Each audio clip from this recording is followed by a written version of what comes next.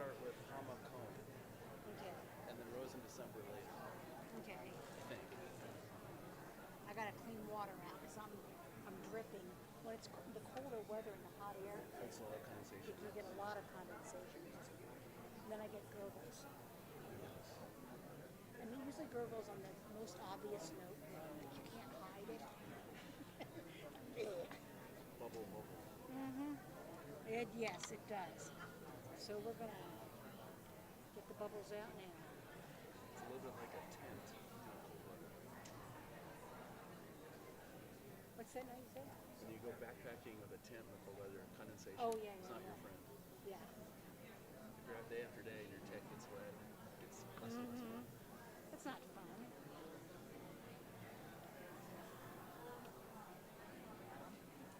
This morning, Rabbi was very strict. Like, we're gonna start on time.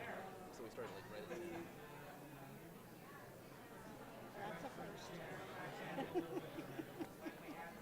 think partly it was a little bit breezy out there. Not everyone was 100% comfortable.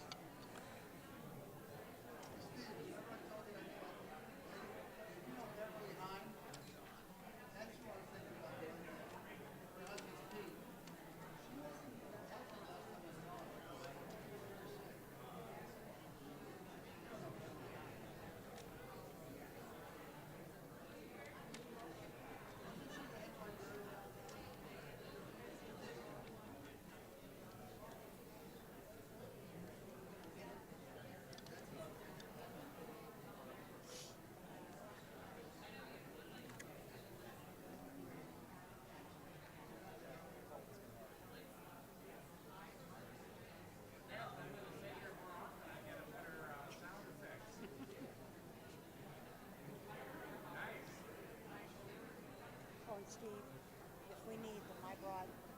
Very good. I have a feeling I'm gonna need that.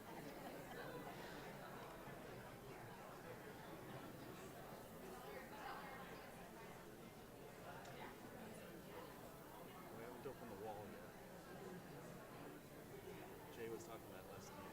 Might need to. He's ready. We need it. Instead, he said he thought he'd open the wall for the meal afterward to have more table space. Hi, Jacob. Hi. How you doing? Good. How are you? Okay.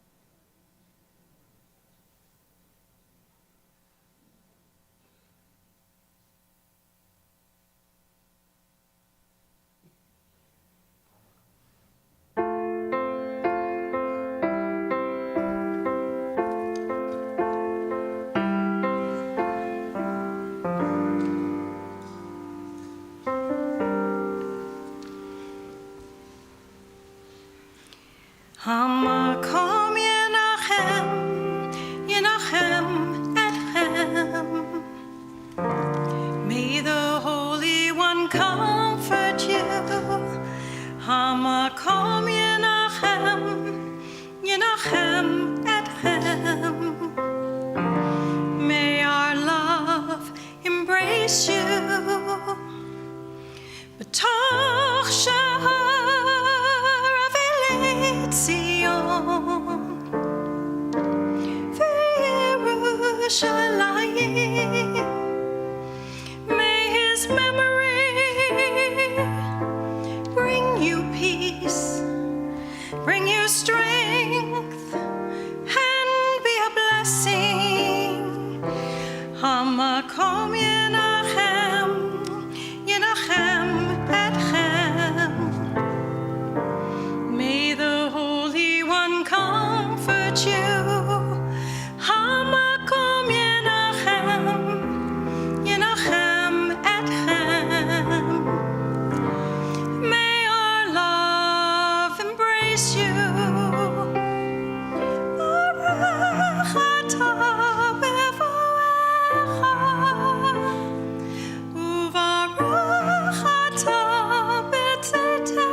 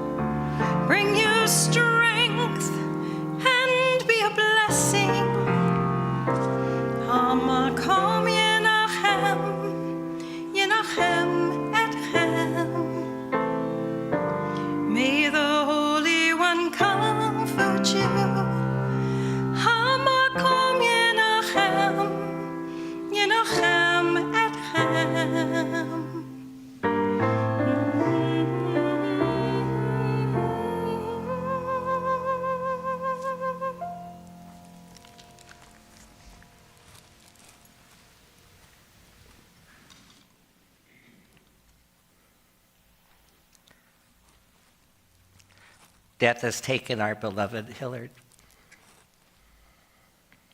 And we, his family, and his good friends, we grieve the loss we must now face. In our tears, there is loneliness. Lost in sorrow, may we be comforted by loving memories of the life we shared. And may we be strengthened by the gift of family. For Hilly's love that united us in life in which death cannot sever. For his companionship that we shared along life's path and which continues through the tenderness of memory.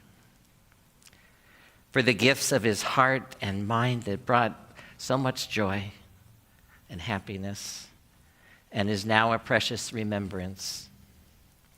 For all these and more, we give thanks. Good morning, or good afternoon. We're right up on the cusp. For those of you who don't know me, my name is Rabbi Jason Gwozdov. And I'll be honest with you, this is a really tough day. For me, for Hilly's family, for our entire community. I've known Hilly for a really long time. This is my 33rd year here at Temple Israel. So I guess Hilly was about my age when I came, give or take. And we've shared so much of life together.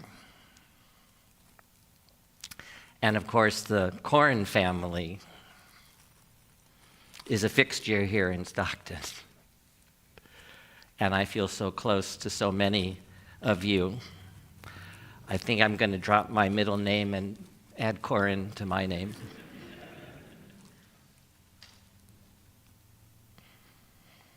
I officiated at Goldie's funeral, one of my first, Hilly and Mel's mom. Can you believe it? One of our temple members, Bill Meyer, who was a good friend of Hilly's and quite likely the last person to see him, shared a beautiful thought with me. Bill said that years ago when he and his wife, Kathy, moved into their home on Lincoln Road, he was sitting in the living room when he heard a loud cracking sound, and he looked out the window just in time to see one of the huge oak trees on his neighbor's property fall and splash into the water of the stream next to his house. And then there was silence. He said he thought about that tree when he heard that Hilly had died.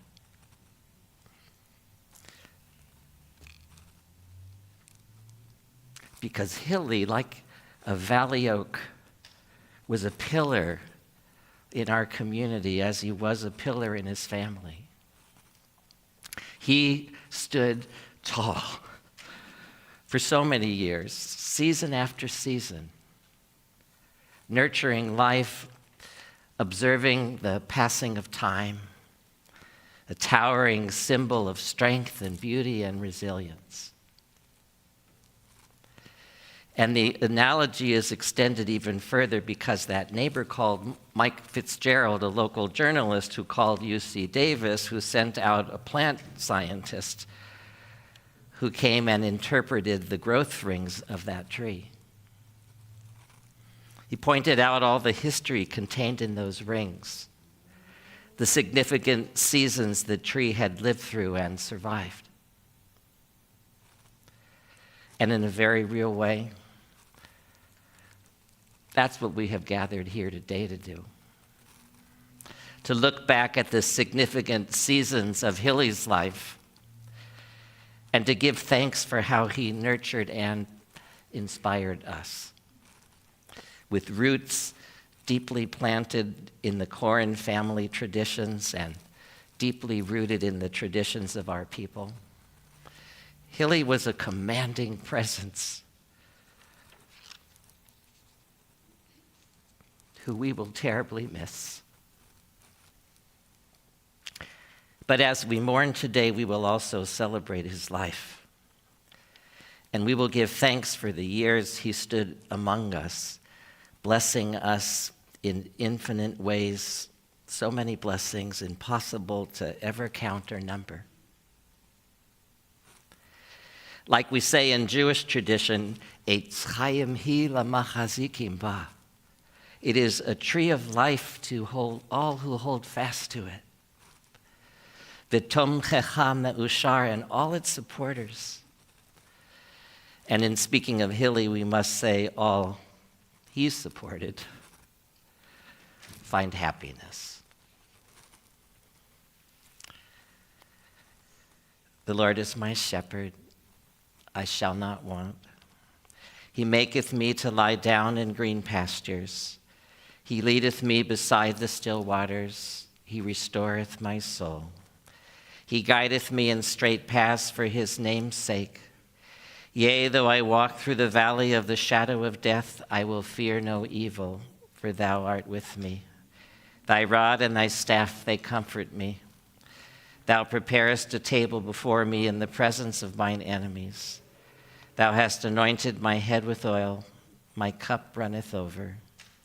Surely goodness and mercy shall follow me all the days of my life, and I shall dwell in the house of the Lord forever. L'chol zman ve'et l'chol chafetz tachat hashamayim, for everything there is a season, and a time for every experience under heaven. Eit laledet ve'et lamut, a time to be born and a time to die. Eit lata'at ve'et la'akor natua, a time to plant and a time to uproot what is planted. A time to tear down and a time to build up. A time to weep and a time to laugh. A time to grieve and a time to dance. A time to throw stones and a time to gather stones. A time to embrace and a time to refrain from embracing. A time to seek and a time to lose. A time to keep and a time to discard. A time to tear and a time to sow. A time to keep silence and a time to speak. Life is a succession of suns and season. It is time spent growing, grasping, and giving. It is warmth and wonder, cold and confusion. It is love. Life is love. And life is love lost. Life is heartache moderated by happiness. Life is all of this because life is an uncharted journey. Life is pain and life is passion. Life is loneliness and loveliness too. Life should be unending. What of the loves not lived, the labors left unfinished, the wishes only whispered, and the words left unspoken? We, the living, we are the loved. We, the living, are the dreams fulfilled. We are the promises of what has passed and the fashioners of what is yet to come. Through us, the past lives on. Upon our deeds, our words, and our kindness rests the quality of the future. All these prayers we will recite today, the El Malei Rachamim, the 23rd Psalm, the Kaddish. These are for us. They are for the living. They are our verbal response to the sadness surrounded by beauty, the gift of life and love. They remind us of a warm past, and they challenge us to perpetuate this warmth in the weeks and the months and the years to come, for ourselves and for the generations yet to come.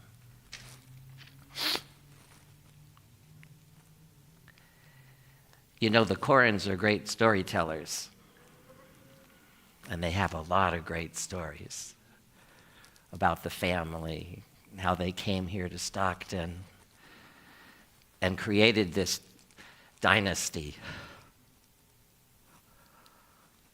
following Mendel, who was the first.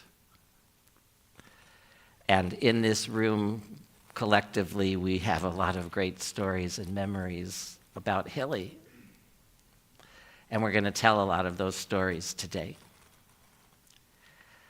But I want to offer a few moments for us to sit in silence and to pray in our own way and to remember Hilly in our own way. I invite you to bring that smiling face forward and remember him. And think about how he touched you. So let us take a few moments.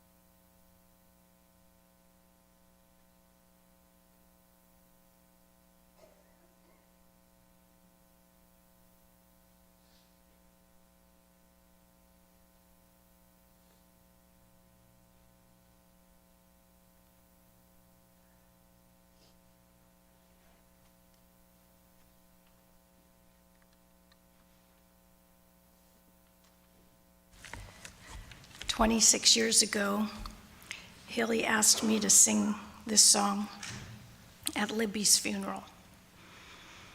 And after I did, with a great challenge, Hilly said to me, "I want you to sing this at my funeral." I never say no to Hilly, so this is for you.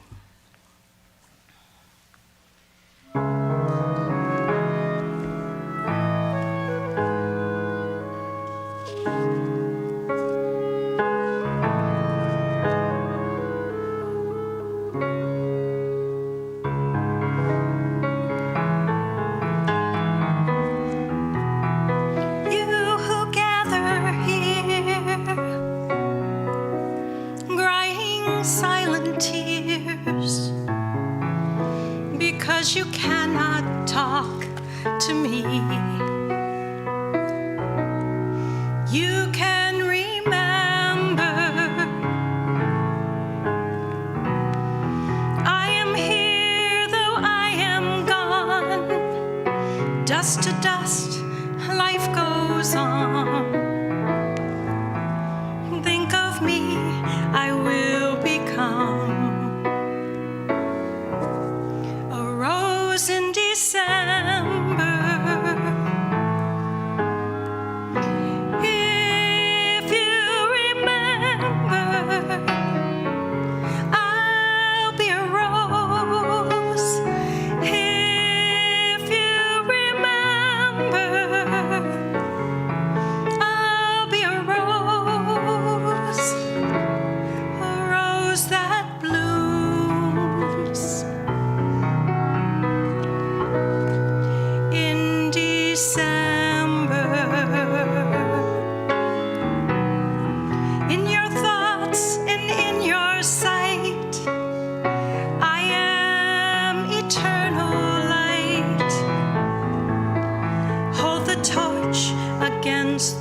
night.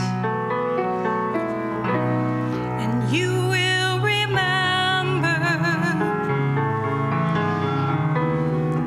in the flame are many sparks, touching lives beyond the dark. By my deeds I've left my mark. A rose in December. So say the words that must be said. Prayer for beloved dead. And as our precious tears are shed, we shall remember death and loss are what we pay for finding love along the way. A gift forever, sweet bouquet. A rose in December. If you remember,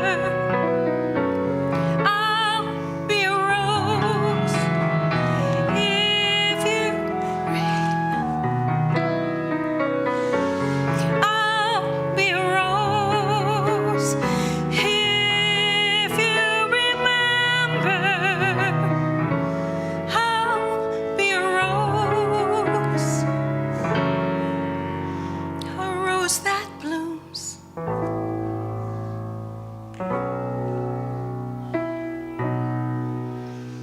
In December.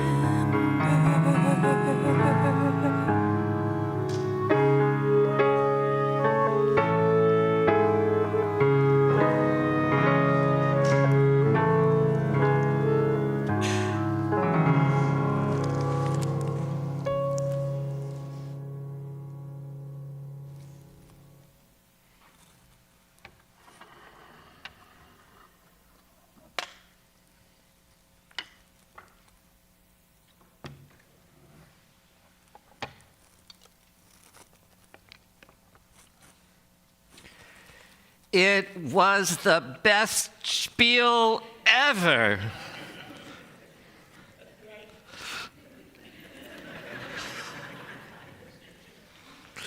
I can't tell you how many times Hilly said that to Lindy, to me, to everyone involved in our annual Perm Spiel, this elaborate production that's put on by our temple with about 80 to 100 members dancing and singing their hearts out. Both Hilly and his brother Mel were in the cast from the very beginning. First up here on stage, and in their later years providing a wonderful cameo from their seats. Mel had the same line every year, and he always forgot it.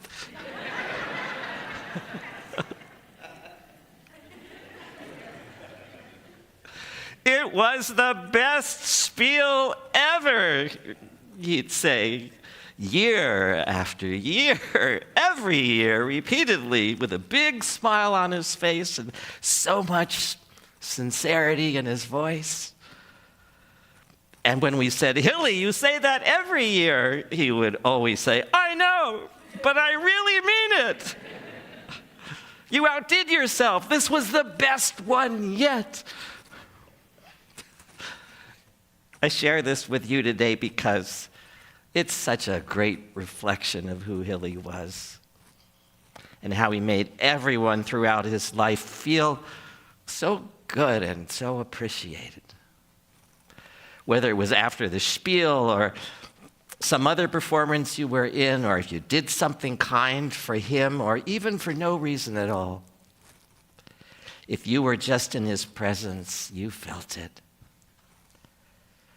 He had this twinkle in his eye and a kindness about him that just made you feel good. Like someone at our family meeting on Monday said, he made you feel like you were the most special person in the world. And to say that Hilly was a mensch is an understatement.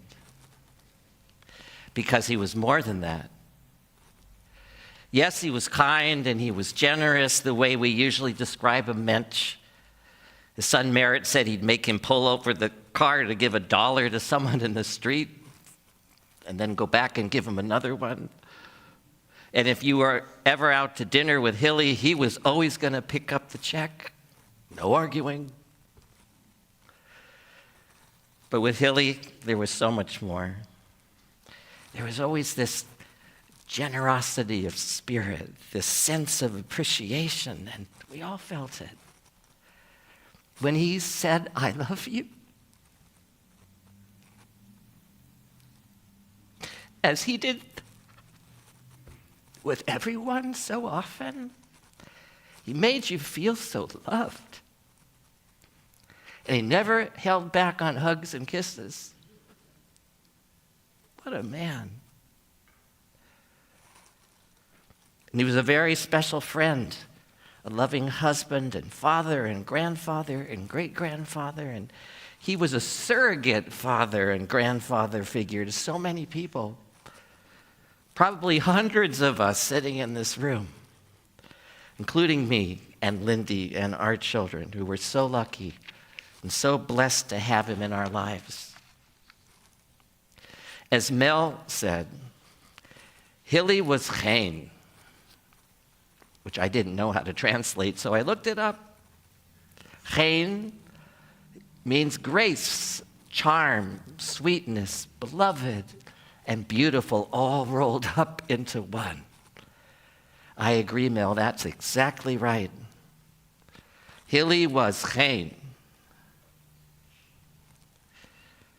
He was born right here in Stockton in 1927. And except for his few years in the Navy, Hilly spent his entire life here, and he loved this town. He was the second child of Sam and Goldie of blessed memory, in the middle between his older brother Mel and his younger sister Dora Lee, who was born 7 years later on his birthday. And he used to say it was the best birthday present he ever got. Hilly had, in so many ways, an idyllic upbringing. It was here where he grew up in his parents' loving home and in the loving cocoon of the immediate and extended Corren family. With his grandparents and lots of aunts and uncles and cousins close at hand. His Uncle Harry and Aunt Esther, in fact, and cousins Irving and Marilyn lived right across the street on Walnut. And all the kids would go back and forth between the two houses as if they were both their own. If you ask any of the older members of the Corren family, they will regale you with great stories about Grandma Nunny and Grandpa Mendel and Hilly's parents, Sam and Goldie. And it's so obvious that the apple doesn't fall too far from the tree. All these wonderful traits I'm describing about Hilly were passed down through the generations to him. Hilly was only 14 when a new family, the Ferdmans, moved from the Midwest to Stockton. It was Hilly's Aunt Rose who got out the word that there was a new Jewish family in town and that they had a daughter who was exactly Hilly's age, just 1 month apart. Little did he know that his life was about to change forever. When Hilly met Libby for the first time, he was smitten. She was so pretty and so sweet. And as the story goes, when they went out for the first time, they walked from downtown back to Libby's house on Park Street, and Hilly wouldn't leave. They dated throughout their high school years, and there were lots of other girls eyeing him, always handsome, and many potential suitors in Libby's life. They were both very popular and both involved in AZA and BBG, their Jewish youth groups. But they were totally committed to one another and so deeply in love. It really was a true love story. After high school, as I mentioned before, Hilly went into the Navy, but he got no further than Treasure Island, where he served as a medical corpsman, helping to take care of wounded soldiers. He used to say he was jealous of cousins Mel and Irving, who were sent overseas to Europe, where they had fun. But the war was winding down, and after only 2 years of service, he was discharged and came home to Stockton and to the waiting arms of his beloved Libby. The both of them were just 20. But they had already been together for 6 years, so why wait any longer? They got married at the old temple on Madison Avenue and celebrated their reception in the Jewish center right next door. It was the beginning of a long and beautiful marriage. Both Hilly and Mel went to work in the family furniture store, M. Corren and Sons, with Hilly working with his Uncle Al in the appliance department. It was a natural, easy path to take, for so many other family members worked in the business. But it was also a challenge for the same reason, and things were changing downtown. It was Mel's beloved Harriet who urged the two of them to go out on their own, and that was a wise and prescient decision. There wasn't a lot of room for advancement for them there. So with the family's blessing, they found a storefront just off the Miracle Mile and opened their own furniture store called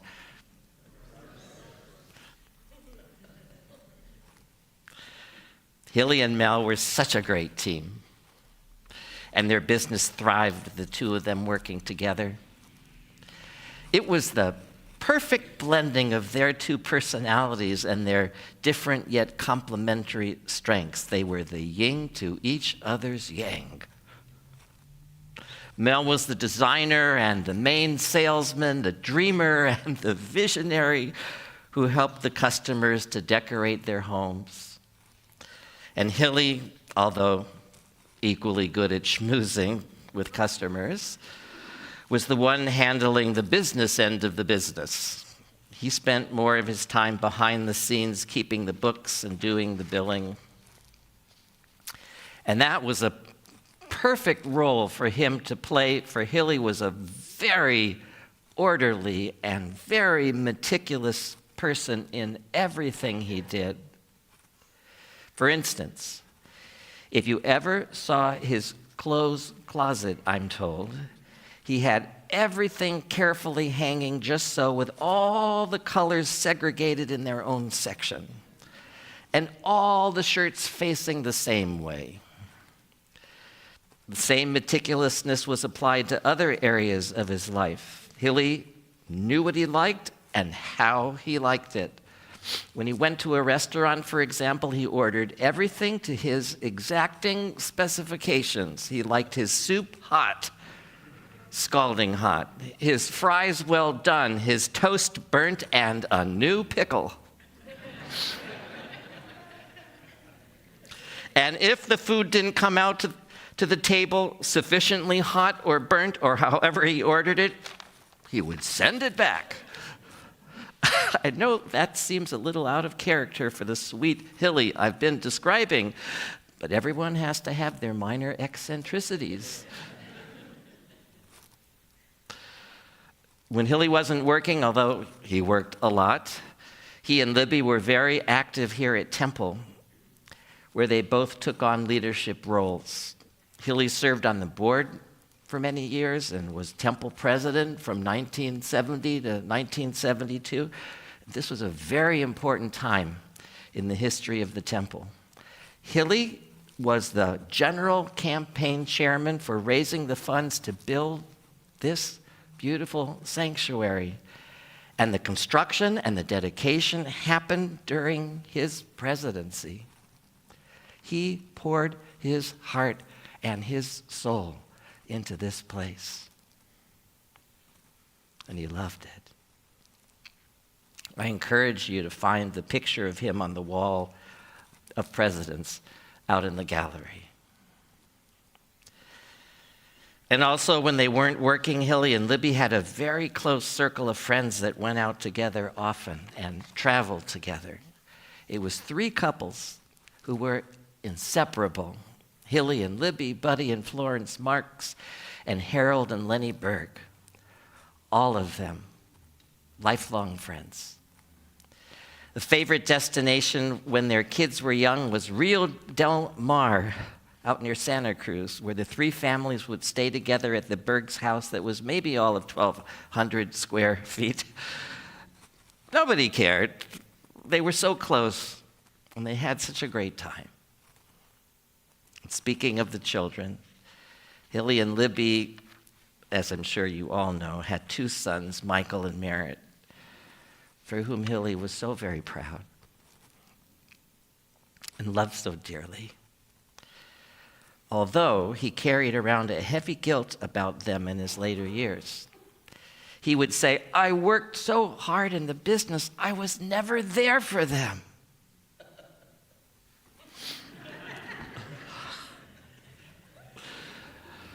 But that's not how Michael and Merritt remember it, and that's not how they felt. Yes, Hilly worked hard, but he was always there for them at the important times. And he was always there for them as a father should be, loving and supporting them and role modeling for them what it means to be a good husband and a good father and an emotionally accessible man, which unfortunately is a rare commodity.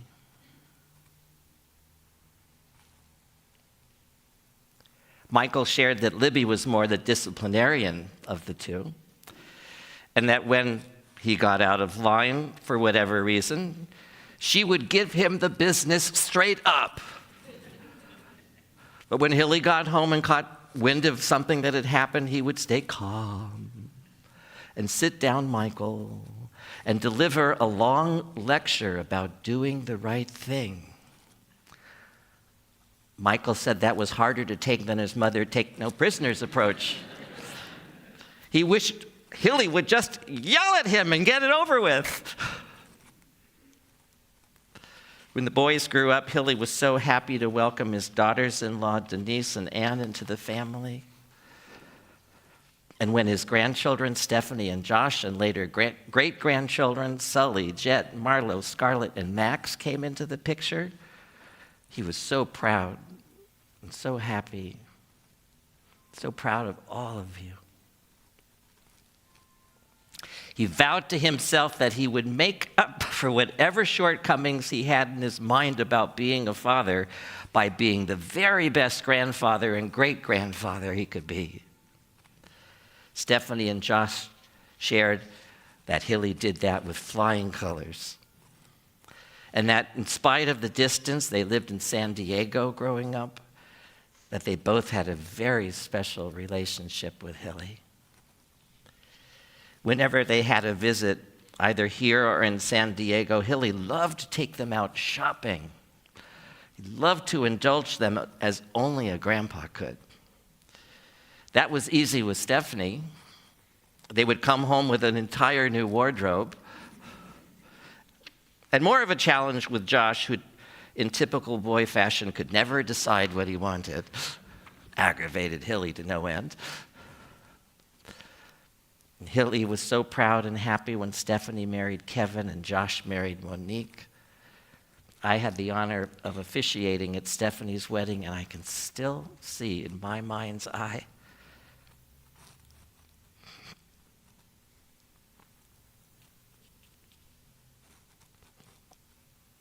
Hilly's happy face, bursting with pride. although Hilly's life was charmed in so many ways, and he'd be the first to tell you it was not free from deep sorrow. In 1999, at the age of 72, Libby died. And for the first time in his life, Hilly was alone. Of course, he had his family and so many good friends supporting him, but it was a very tough loss, and it left him despondent. In later years, looking back, Hilly was so grateful to those who had reached out to him. He said so many times to us, "You saved my life." And then the unexpected happened. A few years later, Florence, who was Libby's best friend, was now a widow, and in their loneliness, the two of them found strength and happiness in each other's company. It was the farthest thing from their minds and so unexpected, but their friendship blossomed into something more, and it was wonderful for them both. In contrast to most relationships, when people take time to get to know each other, they already knew each other so well. They had so much history together. And Florence was so similar to Libby in so many ways. They never married, but lived as domestic partners for the next 17 years. It really was a wonderful thing. Florence died sadly in 2017, leaving Hilly alone again. But his life had been so blessed by their years together, and her surviving family, her children and grandchildren and great-grandchildren continue on as a part of Hilly's loving inner circle. Many of you, I know, are here today. In these last years of his life, Hilly stayed as active as he could, especially here at Temple, singing in our choir, being a part of the Purim Spiel, coming to Sabbat services and programs regularly. During the pandemic, he watched religiously every Friday night at home, and Lindy and I looked forward to him calling and then texting us every week with a sweet message, replete with lots of emojis. You ever get a text from Hilly? You know what I'm talking about? And always saying how great the sermon was, how much he enjoyed the service. We're going to miss that so much. Well, I've covered the major storyline of Hilly's life, and I hope to God that I've done it justice. There's so much more to say, and we will say it to each other in the days to come and whenever we remember him. I will just conclude with two messages. The first one from his nephew Donald, who couldn't be here today.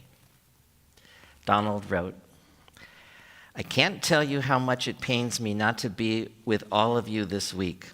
My one comfort is knowing my Uncle Hilly would say, 'Don't worry about it, Donnie.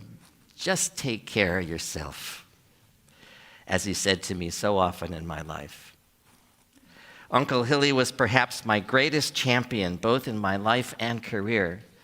He came to all my shows, his boisterous whistle greeting every bow I took.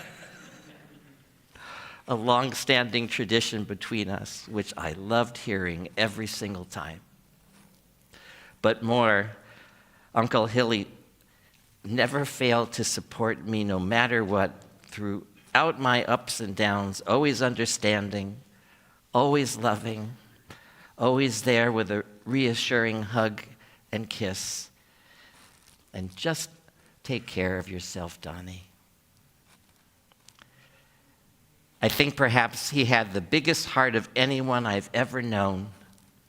I'm so blessed to have been the recipient of his love, and I'm grateful to say it didn't take his passing for me to know, because I felt it my whole life. Goodbye, Uncle Hilly. I will miss you so very much. And now, these final words from Hilly, which he left on a document he wrote several years ago during the pandemic with detailed instructions for what to do upon his passing and everything he wanted at his funeral, including who's catering the meal to follow and what's on the menu. Remember? Meticulous? Mm-hmm.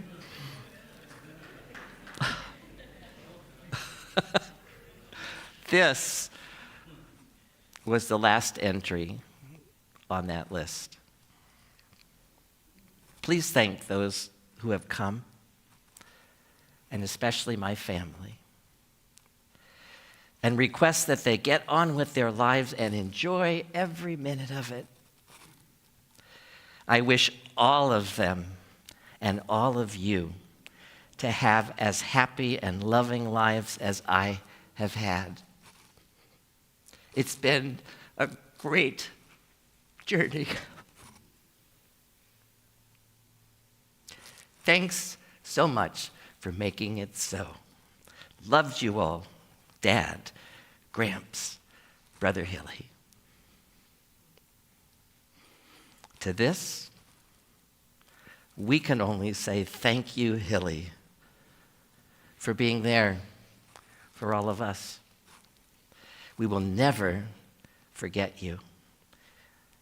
Your radiant smile and all the love you gave, and for the example you set of living a life of meaning, a life of gratitude for every blessing that came your way.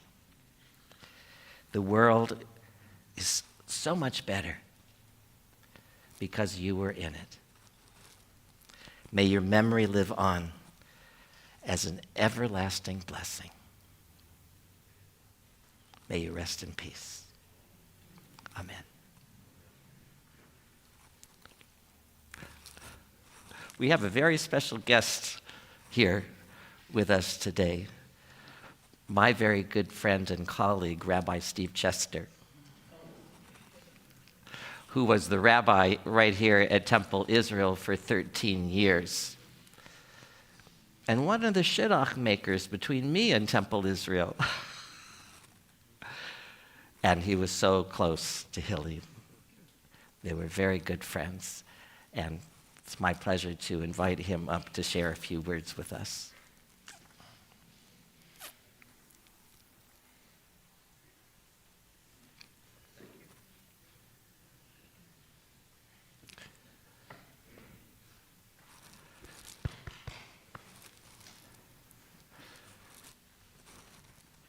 First of all, I'm not going to repeat anything. I don't have to, since I wrote this for Rabbi Gwozdov, and I'm sure you like it. I mean, what else could be said? Just a couple of things. First of all, it's very hard to look over the congregation and not see Hilly sitting here. That is definitely difficult. The second thing, whenever I would see someone from the congregation, one of the first questions I would ask is, how are Hilly and Mel doing?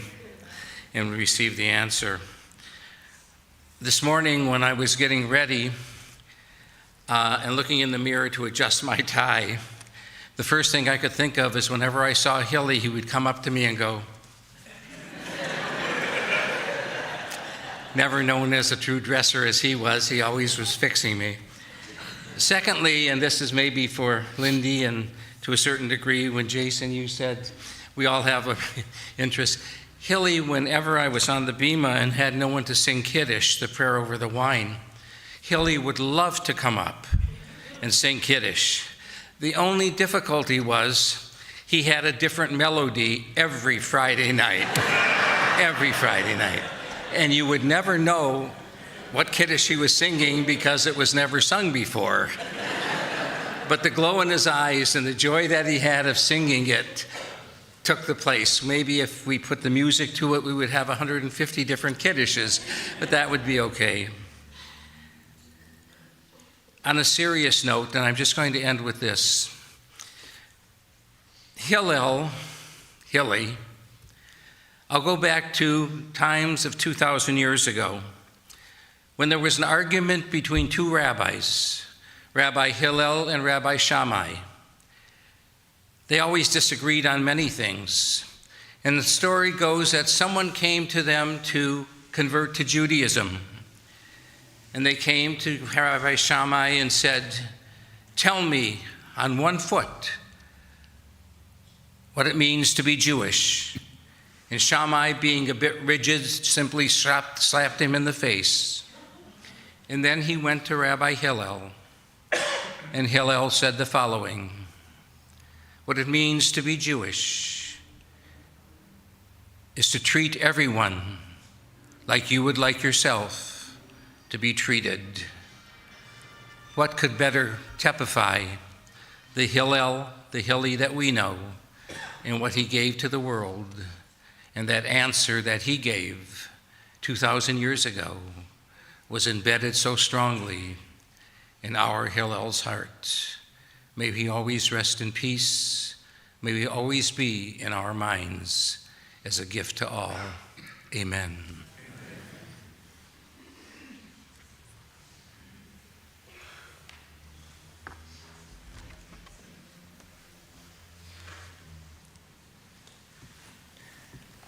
Please rise for the El Malei Rachamim, the memorial prayer.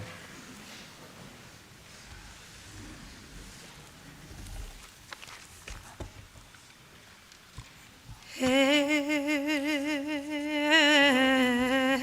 Malei Rachamim, Shochen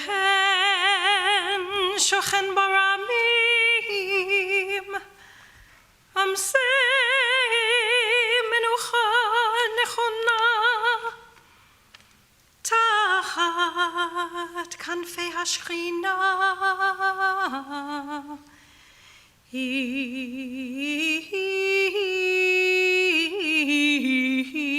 Kedushim u'Turim, Kezohar harakim azirim et nishmat Hillel ben Shmuel veGolda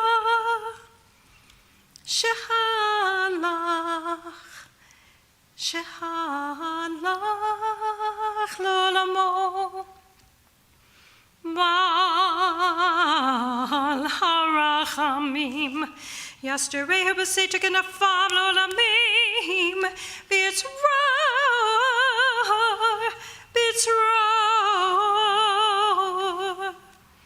hachayim et nishmato Adonai hu nachlato v'yanuach b'shalom al mishkavo v'nomar Amen. Compassionate God, eternal Spirit of the universe, grant perfect rest in your sheltering presence to Hilly, who has entered eternity. O God of mercy, let him find refuge in your eternal presence, and let his soul be bound up in the bond of everlasting life. God is his inheritance. May he rest in peace. And let us say, Amen. Yitkadal v'yitkadash shemei rabbah. Bi'alma divrach erutei v'yamlich malchutei. B'chayachon v'yomechon. Uv'chaye dechol beit Yisrael. Ba'agala uv'izman kariv v'yimru amen. Yehei shemei rabbah mivarach le'olam ulamei amaya. Yitbarach v'yishtabach v'yitpa'ar v'yitramam v'yitnaseh. V'yithadar v'yithaleh v'yithalal shemei dekudisha barichu. La'ela min kol birchata v'shirata. Tushbachata v'nechemata. da'amiran bi'alma v'imru amen. Yehi shmama rabba min shemaya, v'chayim aleinu v'al kol Yisrael v'imru amen.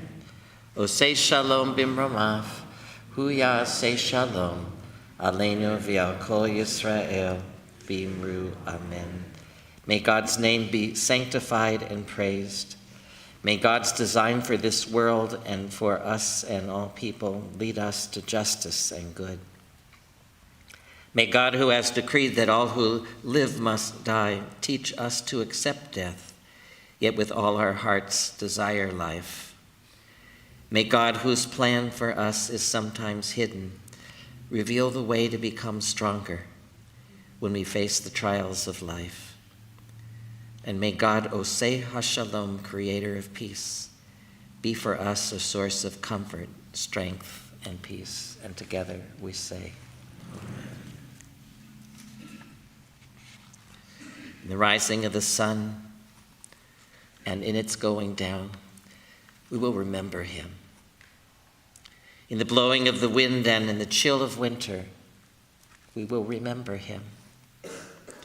In the opening of buds and in the rebirth of spring, we will remember him. In the rustling of leaves and in the beauty of autumn, we'll remember him. In the beginning of the year and when it ends, we will remember him. When we are weary and in need of strength, we will remember him. When we are lost and sick at heart, we will remember him. When we have joys we yearn to share, we will remember him. So long as we live, Hilly too shall live, for he is now a part of us as we remember him. This concludes our service. And a huge thank you from Hilly and from the family, that attitude of gratitude, for coming out to give honor to his memory. And everyone is invited. If you're coming to a Jewish event, you have to eat. And Hilly ordered this meal. So come for what we call a meal of consolation as we sit and eat together and continue sharing good stories about Hilly and his life. And then for those who can stay, when we're finished eating, we're going to come back into the sanctuary for what we call a Shiva Minyan, a brief service and the opportunity to continue sharing good memories. We head to the social hall now for the meal.